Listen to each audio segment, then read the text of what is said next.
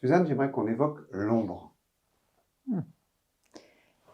C'est un grand sujet, c'est un sujet jungien aussi, Oui, mais dans la Bible, parce que c'est ce qui me touche le plus, hem, Dieu va montrer à Adam, son autre côté, c'est là, qui n'a jamais été une côte.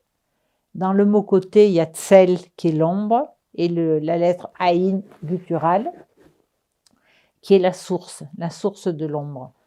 Donc, cet inaccompli en nous, on peut dire que c'est toute notre ombre que nous avons à intégrer.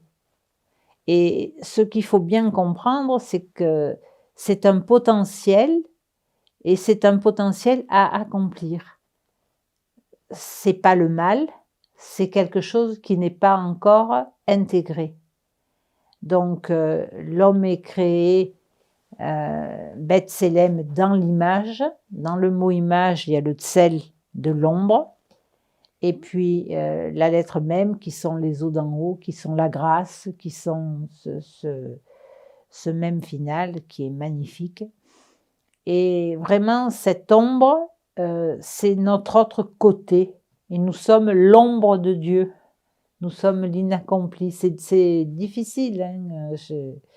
Première fois que j'ai entendu Annick, ça m'a un peu fait sursauter. J'ai eu un peu de mal à comprendre. Ces notions d'ombre, en termes jungiens, elles sont vues plus comme étant quelque chose qui est lié au Satan, je dirais, à quelque chose qui veut nous faire chuter tout ça. Dans les rêves d'ombre commencent toujours par des peurs qu'on ne peut pas nommer. C'est-à-dire, il y a quelqu'un qui s'avance dans la nuit, on voit juste la forme, ça, ou on se ferme chez soi, on voit la poignée qui bouge, il y a quelqu'un qui essaie de rentrer. Enfin, c'est toujours des choses un peu terrorisantes qu'on ne peut pas nommer au départ. Et petit à petit, on va pouvoir mettre un mot dessus et intégrer. Et j'ai accompagné des personnes comme ça, une personne qui rêvait d'une ville où il y avait une espèce de brume sombre, tout ça, et elle disait, il y a des choses horribles qui s'y sont passées, c'est horrible, et elle se réveillait en tremblant parce qu'elle était dans cette ville. Le rêve, on le fait pas, on le vit, le rêve. Et c'était horrible, quoi. C'était sombre, c'était humide, on voyait pas à 2 mètres. Enfin, il y avait quelque chose d'hyper angoissant, des ombres partout, l'impression d'avoir des yeux qui la surveillaient, tout ça. Et ce rêve était récurrent, récurrent, récurrent. Et un jour, dans le rêve, elle a nommé la ville. Ça, c'était intéressant, mais ce qui était intéressant, c'est qu'est-ce que ça pouvait vouloir dire pour elle. Donc, elle a interrogé la famille, le peu de famille qui lui restait. Et la famille, elle a pu savoir qu'elle avait un arrière-grand-père qui avait été accusé de collaboration. Elle a recherché des documents dans le journal local de l'époque. Elle a pu avoir des informations. Et le grand-père avait été accusé, il avait donné des gens pour sauver sa peau.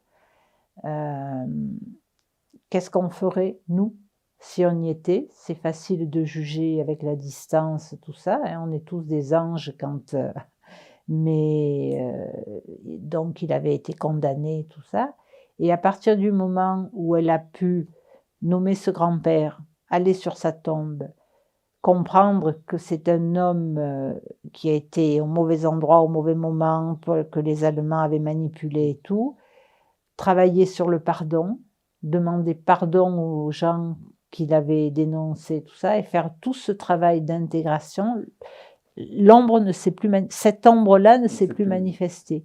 Mais ça a été tout un travail sur plusieurs mois pour nommer d'abord, précisément, comprendre ce qu'il y avait derrière et intégrer cette ombre. C'était un très très beau travail, c'était très très intéressant. Parce que chaque fois, c'est le même cauchemar avec un petit décalage, ce qui veut dire que l'inconscient travaille et que ça va évoluer et que ça va petit à petit, ça va se faire. Le déclencheur, ça a été le nom de la ville. Là, ça a été quelque chose qui a fait pouvoir peut nommer trouver, quelque ouais. chose qui la concernait pas elle, Mmh. mais qu'elle avait, je dirais, dans ses gènes, dans Ouais, ouais. son ADN, et qu'elle avait à intégrer pour passer ce cap. Donc, cette ombre, ça dépend. Pour parler d'un mot, il faut d'abord définir dans Dire, quel domaine on on le reprend les voit, petits, oui, quoi. oui, oui. Parce que mon ombre, euh, j'ai eu une fois une dame en stage qui se lamentait de voir tout ce qu'elle avait à travailler. J'ai une ombre immense.